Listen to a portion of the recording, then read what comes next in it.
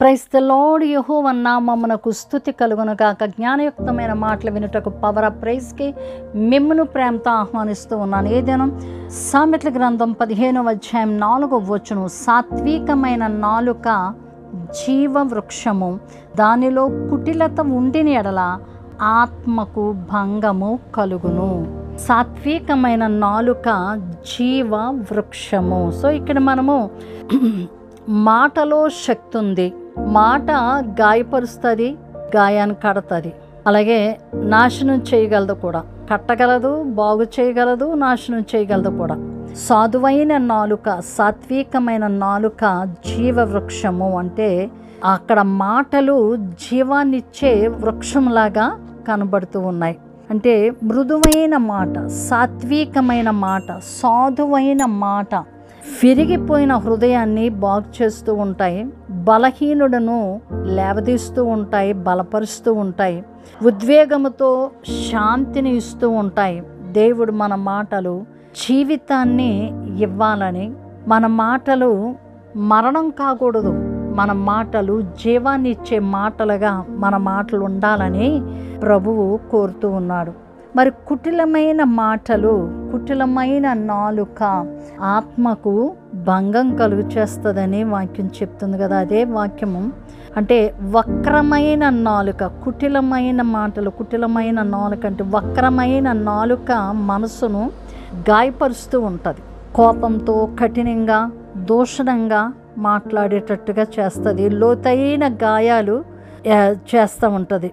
అంటే కుటుంబాలలో గాయాలు మాటల వలన వస్తూ ఉంటాయి. అలాగే బంధువుల మధ్య, స్నేహితుల మధ్య కూడా మాటల వలన గాయపరచబడుతూ ఉంటారు. కుటుంబాల్లో ఆ గాయాల వలన ఎన్నో మనస్పర్ధలు వచ్చే అవకాశాలు కూడా ఉన్నాయి.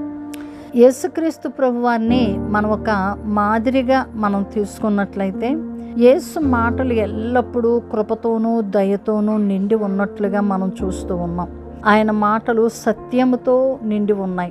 ఆయన మాటలో స్వస్థత ఉంది, ఆయన మాటలో ఆదరణ ఉన్నది, ఆయన మాటలో జీవం ఉంది కదా. అందుకనే ఆయన లోకానికి వచ్చినప్పుడు ఆయన లోకానికి వెలుగునివ్వడానికి జీవపు వెలుగును ఆయన కలిగి ఉన్నారు అనే మాటను మనం చూస్తూ ఉన్నాం. సో ఆయన మందలించినప్పుడు కూడా ప్రేమతోనే ఆయన మందలిస్తూ వచ్చారు.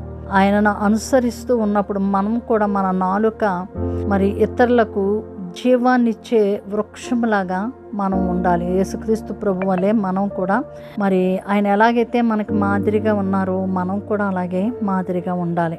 అలాగే మరి యేసుక్రీస్తు ప్రభువారు పలికిన ప్రతి మాట కూడా ఎంతో స్పష్టంగా వారికి ఉన్న బలహీనతల నుండి దయ్యాలు కూడా పారిపోతూ ఉండేవి. ఆ మాటలో అంత శక్తి ఉన్నది.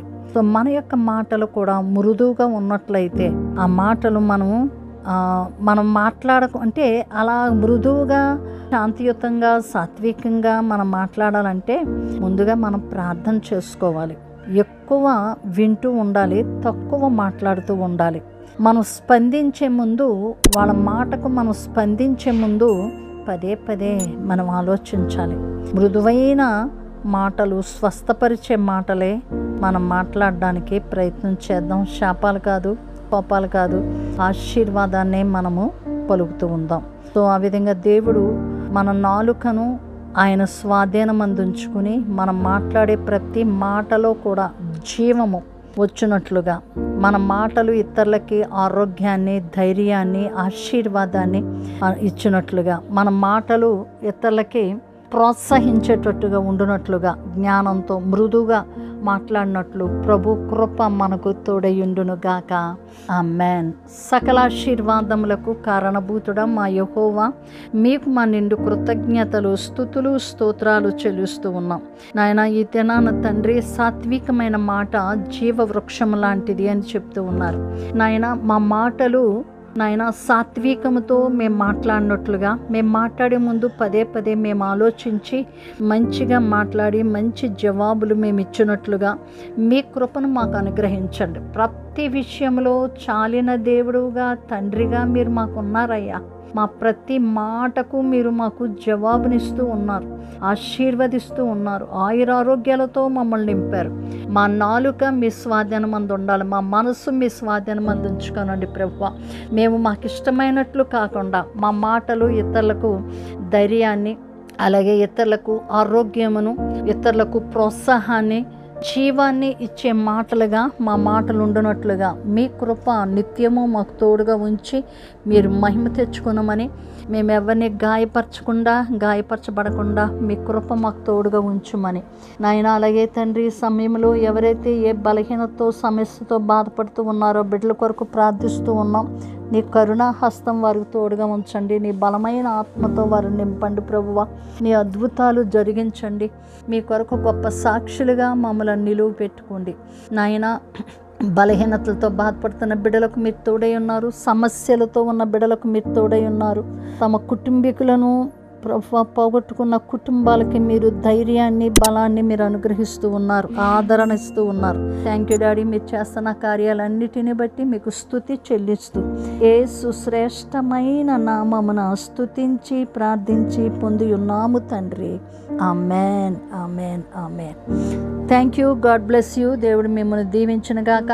షేర్ చేయడం, లైక్ చేయడం, మరి బెల్ ఐకాన్ని టచ్ చేయడం మర్చిపోవద్దు. పవర్ ఆఫ్ ప్రైజ్లో మీరు జాయిన్ అవ్వాలని నేను కోరుతూ ఉన్నాను. God bless you all. మీ ప్రియ సహోదరి షారోన్ సువార్తరాజు. షలోమ్.